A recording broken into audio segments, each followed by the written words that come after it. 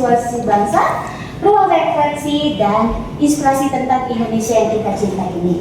Bersama saya Ayu, kemudian saya Hanis, senang bisa berbagi momen kebangsaan pada hari ini. Hai, saya Sita, saya siap menggambarkan Indonesia dari sudut pandang yang berbeda. Halo, saya Sekar. Semoga obrolan ini bisa meningkatkan rasa cinta tanah air kepada bangsa Indonesia sendiri. Halo, saya Sidin. Mari kita gali makna cinta tanah air secara bersama-sama.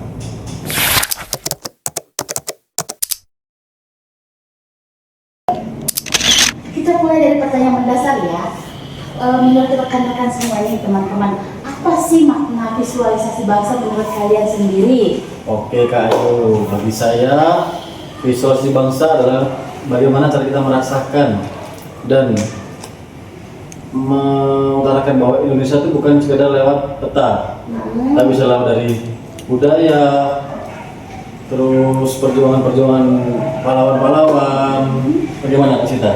Setuju Kak Anis, karena visualisasi itu bisa berupa tarian, lagu, bahkan senyum dari warga pelosok negeri pun termasuk dari visualisasi. Nah, tapi jangan lupa bahwa visualisasi bangsa ini bisa didapatkan oleh pengalaman pribadi. Wah, Dari kita pribadi masing-masing ini bisa merasakannya. Contohnya seperti saya nih, yang merantau di daerah baru, yang ketika di daerah baru terdapat gotong royong yang hangat, yang merasakan kekompakan walaupun itu berbeda-beda suku, berbeda karakter, budaya. Itu juga menurut saya bagian dari visualisasi bangsa. Sama kayak Mas Udin, saya juga pindahan dari Jawa ke Papua sini, dan di sini saya melihat beraneka ragam budaya, dan itu membuat saya semakin bangga akan diri saya sendiri dan bangsa saya sendiri. Seperti itu.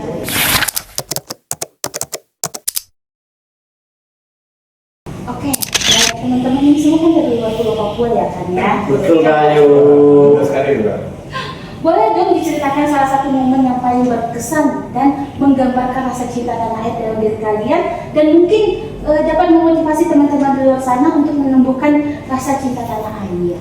Oke Kak Ayu, jadi saya ada satu cerita yang saya rasakan selama di Pulau Papua ini yang mengubah rasa cinta rasa tanah air saya, yaitu ketika menonton festival Babalian, yaitu di mana ada simulasi perang ada yang dilakukan oleh suku Lani, Dani, dan Yali.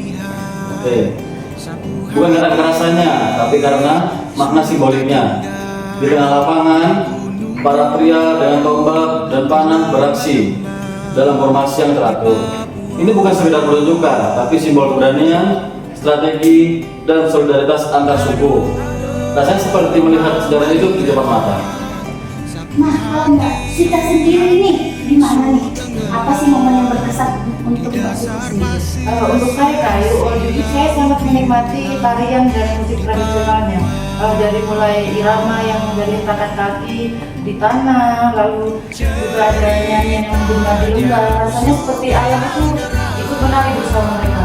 Karena musiknya itu bukan hanya untuk hiburan, tapi cara mereka menyatu dengan alam. Dan saat di sana saya merasa damai dan bangga, sangat bangga malah untuk jadi bagian dari negara yang sangat kaya akan seperti ini. Nah, kalau itu kan tadi menurut Mbak Sita nih. Nah, kalau untuk Mas Udin sendiri, gimana nih kalau menurut Mas Udin? Kalau suatu momen yang kira-kira bisa membangkitkan rasa cinta saya terhadap kekayaan tradisi di Indonesia ini, waktu itu saya kan nonton festival Babalian, lebih tepatnya festival Babalian tahun 2025. Di situ ada atraksi di mana itu sebuah atraksi yang berupa tradisi karapan babi. Nah, itu sangat unik. Saya sebelum nonton itu sempat salah persepsi ya. Jadi ketika itu kukira karapan babi itu ditunggangi seperti di Jawa, mungkin karapan sapi menunggangi sapi gitu. Ternyata di situ uniknya adalah ketika anak babi dilepas biarkan yang kemudian mengejar pemeliharanya. Jadi itu sebuah tradisi yang sangat unik menurut saya, yang dimana tradisi itu saya jadi bangga atas kekayaan tradisi di Papua ini. Sepertinya seru ya karapan babi ya. Nah, yang terakhir nih buat Mbak Sekar nih. nih, gimana nih menurut Mbak Sekar sendiri? Kalau saya yang paling menentu itu adalah pasar budayanya sama kerajinan lokalnya. Di sana itu saya melihat ada noken, terus ada ukiran kayu juga, terus ada makanan khasnya, dan juga hasil karya tangan masyarakatnya sendiri. Nah itu bukan sekedar jual beli ya kayu, tapi itu suatu ekspresi cinta untuk tangannya sendiri. Seperti itu. Terus juga saya merasa bahwa ekonomi lokal bisa tumbuh dari akar budaya yang kuat. Seperti itu. Sebagai ASN ya Pak Yu ya, saya merasa punya tanggung jawab untuk mendokumentasikan setiap hal-hal untuk mendukung budaya tersebut. Dan juga oh ya tidak lupa juga ada yang kostum adat itu tidak ada di tempat manapun, itu ada di situ, itu kostum adat dan hiasan hukumnya. Seperti warnanya, terus ukirannya, dan setiap hiasan-hiasannya itu juga penuh makna. Nah, itu teman-teman.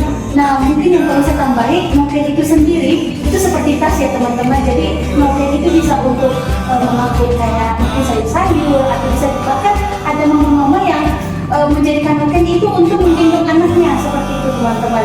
Jadi noken itu sendiri terbuat dari kulit kayu.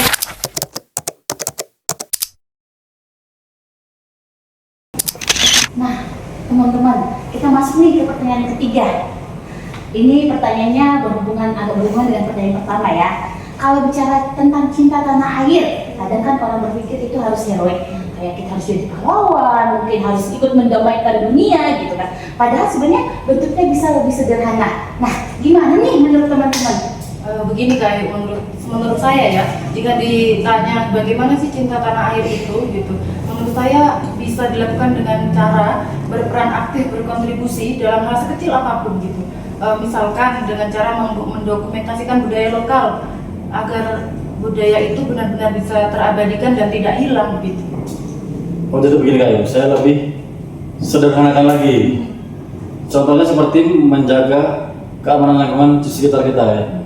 Itulah satu bukti cinta tanah air. Atau mungkin yang lebih simpel lagi deh, kita contohnya menggunakan produk-produk lokal. Itu adalah salah satu bentuk kita cinta tanah air. Gimana Kak Sudi? Nah, iya, saya sependapat dengan Kak Anies ataupun dengan Kak Ayu. Jadi untuk berbuat suatu hal yang akan jatuhnya cinta akan tanah air itu sebenarnya bisa dilakukan dengan hal-hal yang sederhana, nggak perlu menjadi heroik gitu kan. Jadi sederhananya itu seperti kita cukup menghormati atas perbedaan agama, suku dan budaya, itu pun kita sudah bentuk rasa cinta kita terhadap negara Indonesia.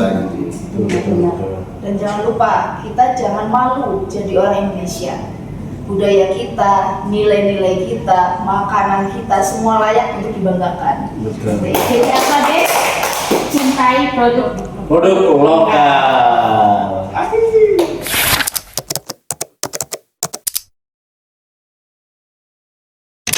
Nah, teman-teman, sekarang kita sudah masuk ke pertanyaan keempat ya. Kalau kita bicara soal bangga berbangsa dan bernegara, saya merasa itu kan bukan soal bukan hanya soal simbol saja, tetapi soal rasa memiliki. Nah, ketika saya melihat masyarakat Papua menyambut kita dengan hangat, saya merasa diterima sebagai bagian dari Indonesia. Nah, menurut teman-teman sendiri nih, gimana nih menurut teman-teman? Kalau bagi saya ya, bangga itu tumbuh karena pengalaman Kak. Dari melihat langsung, merasakan langsung, hadir langsung ya Kak ya. Saya menyadari bahwa Indonesia itu bukan hanya sekedar di Jawa saja, bukan hanya sekedar kota-kota besar saja, tapi di Papua ini ada pegunungannya, ada lembahnya, dan yang paling penting itu ada suara-suara dari timurnya. Betul itu Mbak Sekar. Karena bangga berbangsa itu menurut saya itu karena begini. Berarti juga kita tuh kan datang dari luar pulau Papua ya, jadi kita datang ke sini tuh harus menghargai perbedaan gitu. Contohnya dengan saya sendiri mengalami melihat anak-anak Papua tersenyum, menari dengan penuh semangat. Dalam hati saya itu muncul atau timbul bahwa ternyata mereka adalah bagian dari saya juga gitu. Oh gini Kak, kalau bagi saya bangga itu muncul ketika kita berkontribusi, sekecil apapun kontribusi kita. Contohnya ya, ketika saya ikut mendokumentasikan kegiatan-kegiatan lokal, itu saya merasa seperti sedang menjaga wajah Indonesia tetap hidup. Kalau Kak Suni gimana? Kalau saya pribadi ini, untuk bangga berbangsa dan bernegara, saya ini sangat bangga ya ditempatkan di yang dimana saya dari Jawa ditempatkan di Papua untuk menerapkan nilai-nilai ASN, baik itu integritas, pelayanan, atau akuntabel. Itu bahwasannya saya sangat bangga terhadap negara Indonesia, bahwasannya itu saya ditempatkan di sini, dan itu adalah bukti bahwa negara itu ada walaupun dimanapun rakyatnya berada gitu. Meskipun itu di ujung timurnya, lebih tepatnya di Papua, itu peran negara itu hadir, ada di semua tempat gitu. Jadi saya sangat bangga akan hal itu. Jadi gini Kak Ayu, kita sebagai ASN ini siap ditugaskan di ujung negeri pun sekalipun.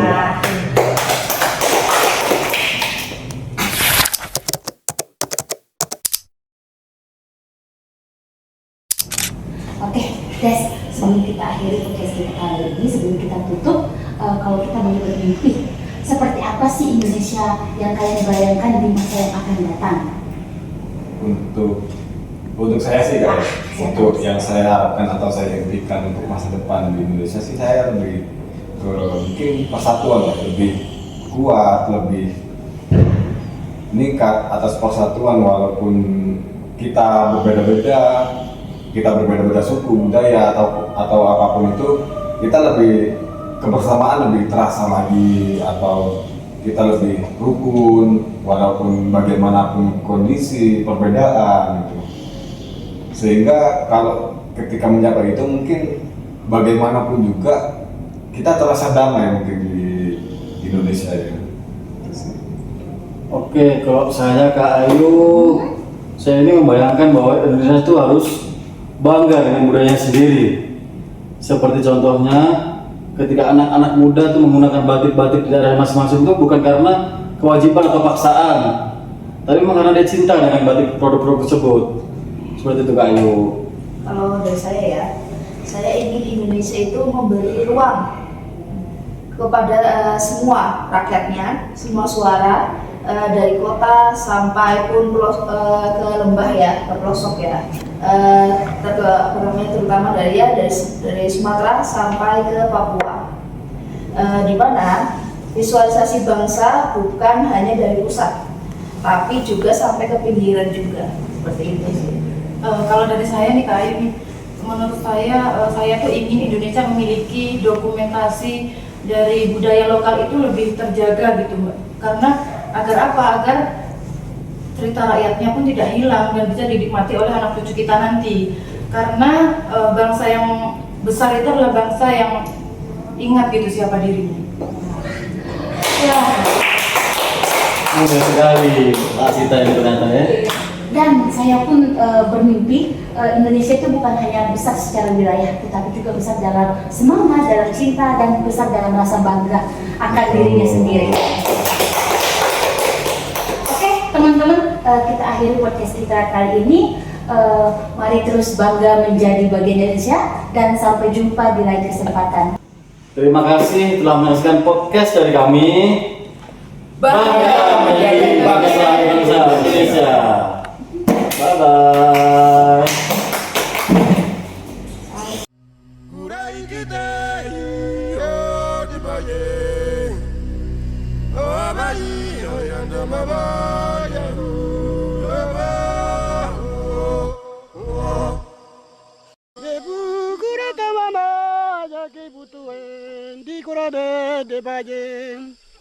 Di